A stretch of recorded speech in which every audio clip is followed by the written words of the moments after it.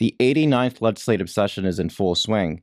Thousands of bills have already been filed by legislators. Accordingly, the debate details on bills can get overlooked, even on critical legislation.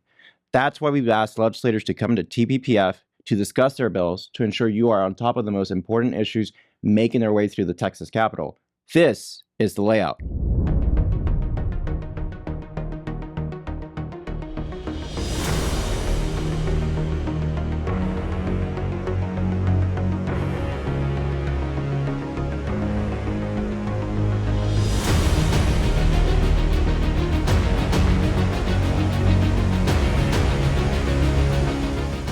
I'm Jose Melendez, Campaign Director of TPPF's Taxpayer Protection Project.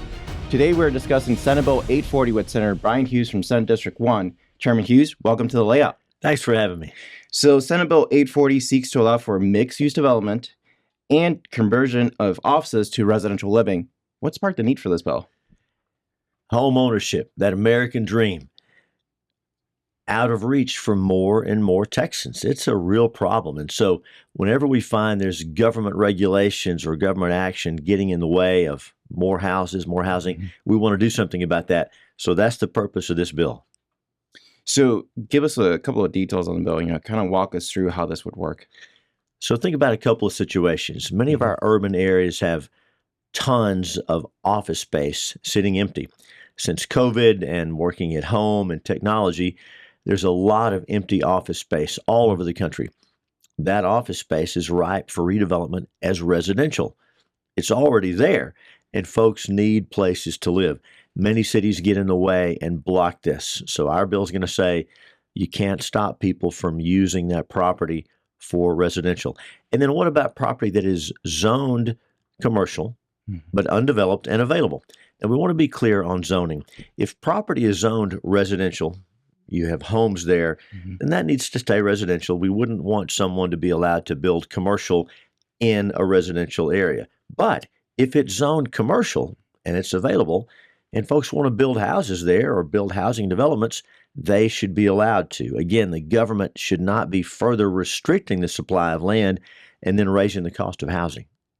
So what would be the real-world impact of this? How are Texans going to feel this once this bill is passed and implemented into law? So supply and demand, which you know very well.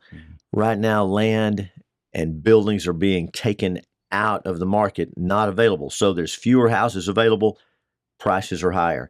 If we can put more houses and more land in for development, we'll have more supply and prices will come down. So there are some folks out there that say that this mixed use and office conversions would incur high development costs. How would you respond to those folks? So the great news is the market will take care of that. If you're in the real estate development business and you want to build some housing to sell people or rent to people, you're going to run the numbers. And if it doesn't make sense, you're not going to do it. But if it's there, the cost makes sense. We shouldn't have the government, have a city or the state in the way of building that housing. And lastly, what kind of feedback have you received from folks back in the district or Texans across the state? Very positive so far. Again, folks initially have questions to make sure we're not talking about putting commercial in residential areas, but instead residential in commercial areas. And folks are comfortable with that. I think it's a good idea. Well, Senator Hughes, thank you so much for joining us on the layout. And thanks for having me.